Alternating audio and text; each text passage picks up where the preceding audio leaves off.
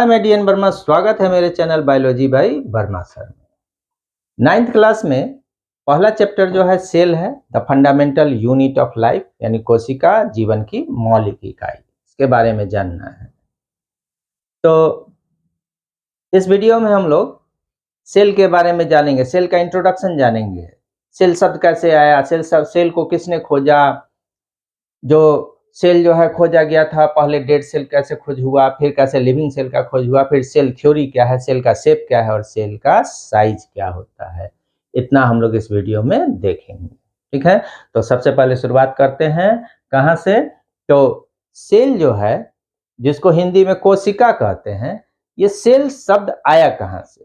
तो सेल शब्द जो है लैटिन भाषा के सेलुला शब्द से बना है। सेलुला का अर्थ होता है स्मॉल चेम्बर, छोटा प्रकोष्ठ। तो रॉबर्ट हुक जो है सेल को खोजे थे, और रॉबर्ट हुक जो है कॉर्क का पतला स्लाइस काटे और उसको जो है अपने द्वारा बनाए गए माइक्रोस्कोप से जब देखे थे तो इसमें इनको छोटा छोटा हेक्सागोनल चेम्बर नजर आया था। छोटे चेम्बर को, चूंकि लैटिन भाषा में स्मॉल चेम्बर को सेलुला कहा जाता था, तो सेलुला से ही शब्द बना था सेल। कौन बनाए थे? Robert Hooke. तो जाने कि सेल शब्द कहाँ से आया है। सेल शब्द जो है लैटिन भाषा के सेलुला शब्द से बना है, जिसका अर्थ होता है स्मॉल चेम्बर, यानी छोटा प्रकोष्ठ। The term cell has been taken from a Latin word cellula, that means small chamber. अब जो है कहता है कि सेल जो है को किसने खोजा, तो सेल को सबसे पहले रॉबर्ट हुक के द्वारा खोजा गया था 1665 में। कितना ईस्वी में? 1665 ईस्वी में। किसके द्वारा? रॉबर्ट हुक के द्वारा। तो क्या रॉबर्ट हुक के द्वारा खोजा गया सेल जीवित था? नहीं। रॉबर्ट हुक के द्वारा, चूंकि ये कॉर्क का सेक्शन काटे थे, और कॉर्क जो है वो डेड सेल होता है, सेल उसके हेक्सागोनल होते हैं, तो कहता है कि ये जो कॉर्क जो है का सेक्शन जो है काटे थे, इसीलिए इनके द्वारा जो देखा गया सेल था वो प्लांट सेल तो था, लेकिन डेड सेल था और सिर्फ सेल वाल था, क्योंकि इनको अंदर का कोई भी लिविंग कंटेंट यानी प्रोटोप्लाज्म जो है नहीं मिला, क्योंकि सेल कैसा था? डेड था। तो रॉबर्ट हुक के द्वारा देखा गया सेल कैसा था? प्लांट सेल था, डेड सेल था, केवल सेल वाल था। ठीक है, तो फिर अब प्रश्न उठता है कि तब फिर लिविंग सेल को किसने देखा। तो उसके बाद जो है एक वैज्ञानिक आए, एंटन वॉन ल्यूवेनहॉक। ल्यूवेनहॉक जो है 9 साल के बाद 1674 ईस्वी में 1674 में कुछ पॉन्ड्स का वाटर जो है को सैंपल के रूप में कलेक्ट किए, और इसमें जो है माइक्रोब्स को देखे, बैक्टीरिया को, कुछ प्रोटिस्ट को जो है इसमें देखे, अमीबा, ये सब जो है, जैसे यूग्लिना है, अमीबा है, पैरामीशियम है, और बैक्टीरिया जो है सबको सब जो है देखे, ये सब जीवित अवस्था में दिखा, ये सब यूनिसेलुलर है। इसीलिए कहेंगे कि लिविंग सेल को सबसे पहले किसके द्वारा देखा गया था? एंटन वॉन ल्यूवेनहॉक के द्वारा देखा गया था। कितना ईस्वी में? 1674 में। तो सेल को किसने खोजा? रॉबर्ट हुक ने। कितना ईस्वी में? 1665 ईस्वी में। और लिविंग सेल को किसने खोजा सबसे पहले? तो ल्यूवेनहॉक ने। कितना ईस्वी में? तो 1674 ईस्वी में। रॉबर्ट हुक जो है कैसे सेल को खोजे थे, तो एक बार फिर बता देते हैं कि रॉबर्ट हुक जो है प्लांट में जो है जो कॉर्क का लेयर पाया जाता है, जिसको हम लोग फेलेम भी कहते हैं, इस कॉर्क का जो है टुकड़ा लिए थे, इसका पतला पतला स्लाइस काटे, और उसमें से जो फाइन स्लाइस था इसको अपने द्वारा बनाए गए क्रूड माइक्रोस्कोप से जो है उसको देखे, और जब देखे तो इसमें इनको हनी बी के कॉम्ब के तरह छोटा छोटा हेक्सागोनल चेम्बर नजर आया। छोटे छोटे चैम्बर को लैटिन भाषा में सेलुला कहते थे, इसीलिए इन्होंने इसका नाम सेल रखा। तो जो सेल खोज हुआ कहाँ हुआ था? कॉर्क में, यानी प्लांट सेल था, डेड था और केवल सेल वाल था। अब जो है ल्यूवेनहॉक जो है लिविंग सेल को खोजे। इसके बाद अब स्लाइडेन और स्वान जो है और रुडोल्फ विर्चो, ये जो है सेल से संबंधित कुछ सिद्धांत दिए, जिसको कहा जाता है, जिसको हम लोग पढ़ेंगे हेडिंग में, क्या? Theories related to cell. Theories related to cell, कोशिका से संबंधित सिद्धांत। कोशिका से संबंधित सिद्धांत। तो कोशिका से संबंधित जो सिद्धांत है, दो सिद्धांत हैं। एक को तो सेल थ्योरी, कोशिका सिद्धांत कहा जाता है, और दूसरे को सेल लीनिएज थ्योरी यानी कोशिका वंशावली सिद्धांत कहा जाता है। लेकिन आजकल दोनों को जो है मिलाकर एक ही जो है थ्योरी बना दिया गया, जिसको मॉडर्न सेल थ्योरी यानी आधुनिक कोशिका सिद्धांत कहा जाता है। तो हम लोग दोनों अलग अलग देख लेंगे। पहला जो है थ्योरी है कौन सा, तो पहला थ्योरी जो है वो है सेल थ्योरी, जिसको हम लोग कोशिका सिद्धांत कहते हैं। और इसके बाद का थ्योरी कौन सा है, तो cell lineage theory. Cell lineage theory यानी कोशिका वंशावली सिद्धांत। तो सेल थ्योरी क्या है, तो सेल थ्योरी जो है कहता है ये दो साइंटिस्ट के द्वारा दिया गया था। सेल थ्योरी जो है दो साइंटिस्ट के द्वारा दिया गया था। किसके द्वारा, तो एक जो थे एमजे स्लाइडेन और दूसरे जो है साइंटिस्ट जो थे वो थे थियोडोर स्वान। तो सेल थ्योरी को किसके द्वारा दिया गया, स्लाइडेन और स्वान के द्वारा। एमजे स्लाइडेन और थियोडोर स्वान, है सीधे कह सकते हैं स्लाइडेन और स्वान के द्वारा। स्लाइडेन और स्वान जो है एक साथ मिलकर इस सिद्धांत को नहीं दिए थे। स्लाइडेन जो है इस सिद्धांत को यानी इस बात को बताए थे 1838 में, और स्लाइडेन जो है इस बात को बताए थे 1839 में। दोनों का बात चूंकि एक जैसा था, इसलिए दोनों को मिलाकर एक सिद्धांत बना दिया गया, जिसका नाम रखा गया सेल थ्योरी। स्लाइडेन जो है ये एक बॉटनिस्ट थे, और ये जो है कोशिका से संबंधित इस तथ्य को जो है 1838 ईस्वी में बताए थे। स्वान जो है एक जूलॉजिस्ट थे, और ये कोशिका से संबंधित इस बात को जो है 1839 ईस्वी में बताए थे। क्योंकि दोनों का बात एक जैसा था, इसीलिए दोनों को मिलाकर एक सिद्धांत बना दिया गया, जिसका नाम रखा गया सेल थ्योरी यानी कोशिका सिद्धांत। इसलिए कहते हैं कि सेल थ्योरी कोशिका सिद्धांत किसके द्वारा दिया गया, तो स्लाइडेन और स्वान के द्वारा दिया गया। लेकिन ये दोनों अपना अलग अलग बताए थे, कोई किसी को जानते नहीं थे। स्लाइडेन बॉटनिस्ट थे, ये इस बात को 1838 में बोले थे, और स्वान जो है वो जूलॉजिस्ट थे, इस बात को 1839 में बताए थे।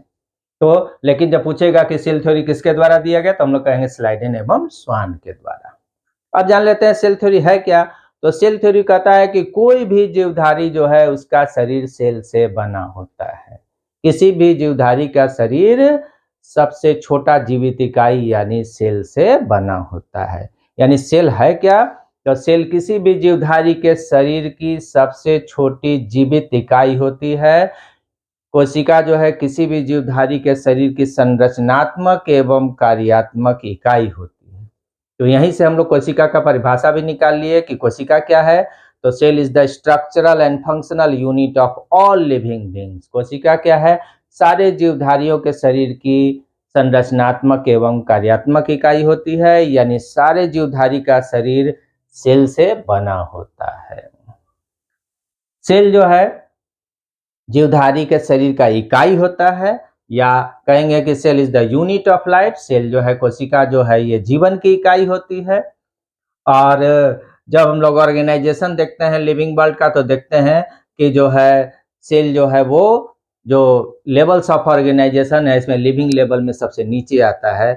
क्योंकि अब सेल को तोड़ेंगे तो फिर मॉलिक्यूल मिलेगा, मॉलिक्यूल को तोड़ेंगे तो एटम मिलेगा, एटम को तोड़ेंगे तो इलेक्ट्रॉन प्रोटॉन न्यूट्रॉन मिलेंगे, जो कि नॉन लिविंग है। इसलिए लिविंग का सबसे छोटा यूनिट क्या है, सेल है। और सारे जीवधारी किससे बने हुए हैं, सेल से बने होते हैं।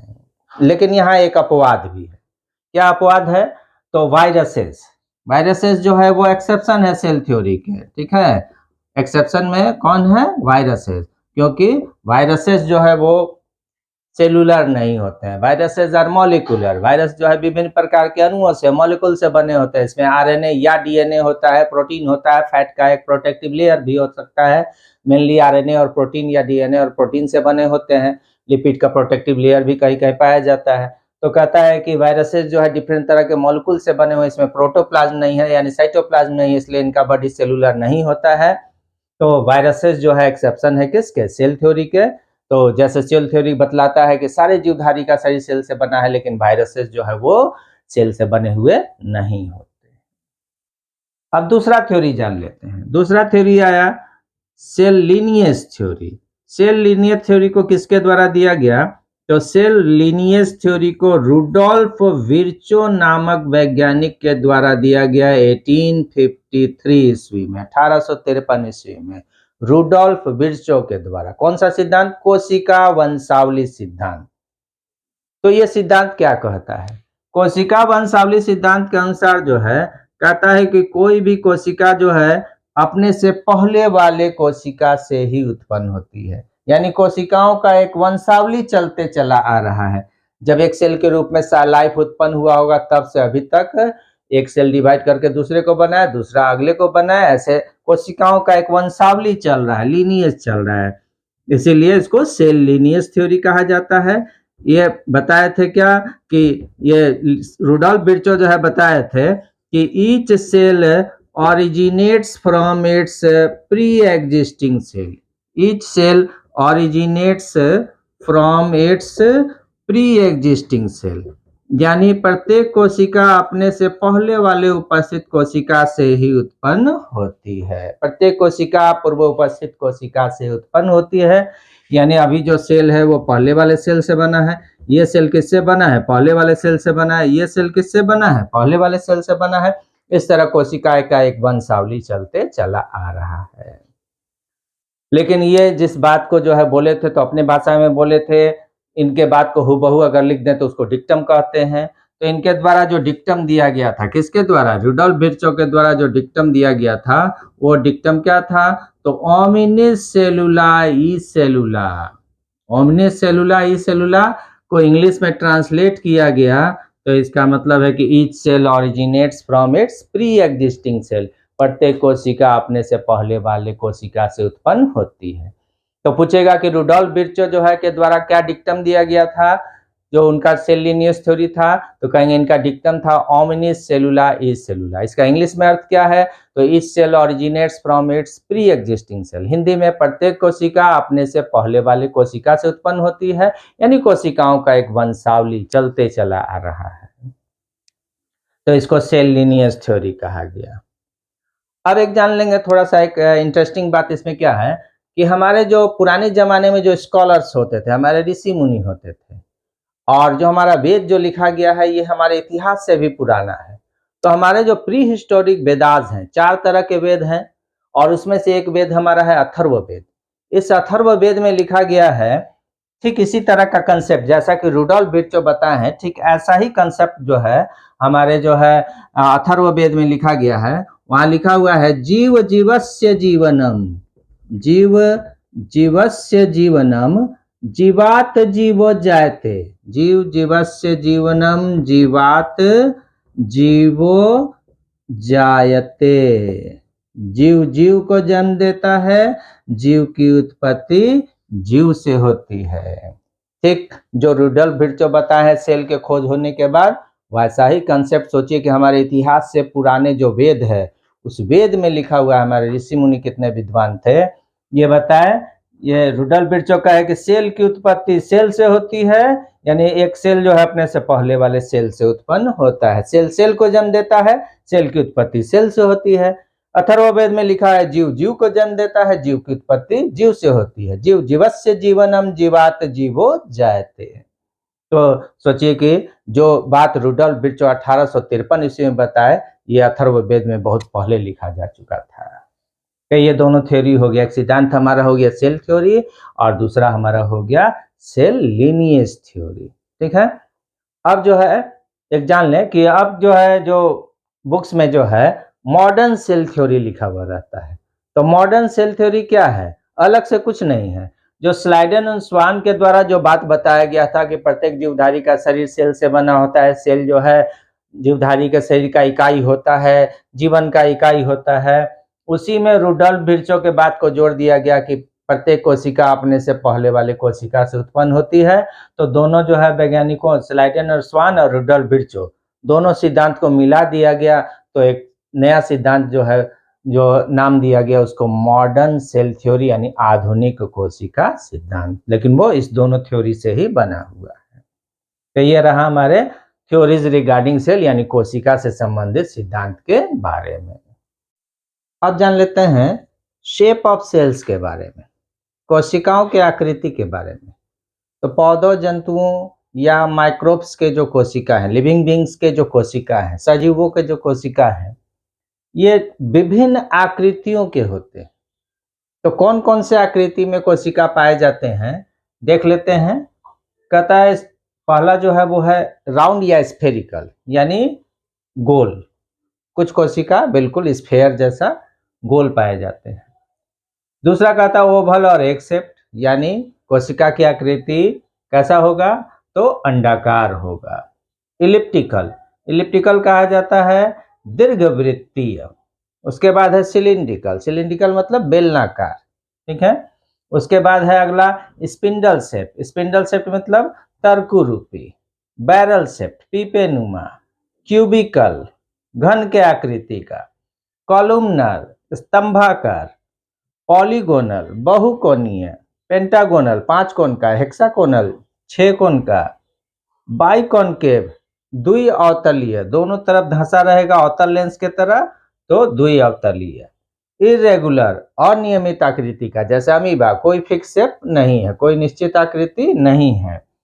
और उसके बाद जो है ब्रांच शाखित, जैसे नर्व सेल है, ब्रांच होता है शाखित होता है। रेक्टेंगुलर आयताकार, तो ये सब कुछ कॉमन शेप्स हैं सेल के, जिस शेप में जो है ये पाए जाते हैं। और कोशिका जो है अलग अलग शेप में क्यों पाए जाते हैं, क्योंकि अलग अलग शेप में ये अलग अलग कार्य जो है करते हैं। तो या ऐसे कहिए कि अलग अलग कार्य को करने के लिए अलग अलग आकृति के होते हैं। अब जान लेते हैं साइज ऑफ सेल्स के बारे में, कोशिकाओं के आकार के बारे में। तो कोशिका जो है अलग अलग कोशिका अलग अलग आकार के होते हैं, साइज के होते हैं। तो सामान्य आकार जो जनरल साइज होता है कोशिका का, वो होता है 10 माइक्रोन टू 100 माइक्रोन, 10 माइक्रोन से 100 माइक्रोन। और 1 माइक्रोन का वैल्यू कितना होता है, तो 1 मिलीमीटर से 1000 गुना कम, यानी 0.001 मिलीमीटर। तो सामान्य साइज समझ गया कि जनरली कोशिका का साइज कितना होगा, तो 10 माइक्रोन टू 100 माइक्रोन, 10 माइक्रोन से 100 माइक्रोन तक। उसके बाद देखेंगे कि द स्मॉलेस्ट सेल, सबसे छोटी कोशिका कौन है। तो सबसे छोटी कोशिका जो है में आता है PPLO, जिसको कहते हैं प्लूरोन्यूमोनिया लाइक ऑर्गेनिज्म। और यह जो है एक प्रकार का माइकोप्लाज्मा है, और इसका साइज 0.1 माइक्रोन होता है। तो ये अभी तक का ज्ञात सबसे छोटा कोशिका है। उसके बाद जानेंगे the largest cell, the largest cell यानी सबसे बड़ी कोशिका। तो सबसे बड़ी कोशिका कौन है, ऑस्ट्रिच एग, यानी शुतुरमुर्ग पक्षी का जो अंडा है ये सबसे बड़ा होता है। इसका साइज 6 इंच के बराबर होता है। ऊंचाई जो है अगर सेंटीमीटर में देखें तो 15 सेंटीमीटर, और इसका जो है डायमीटर जो है अगर देखें तो कितना है, 13 सेंटीमीटर। तो ये जो है शुतुरमुर्ग का जो अंडा है ये सबसे बड़ा सेल अभी तक का ज्ञात है। और उसके बाद जो है कहता है कि लॉन्गेस्ट सेल में आ जाते हैं। तो सबसे लंबी कोशिका, द लॉन्गेस्ट सेल। अब इसमें भी कंडीशन है प्लांट सेल की एनिमल सेल। तो जानेंगे कि द लॉन्गेस्ट प्लांट सेल, सबसे लंबी पादप कोशिका कौन सी है।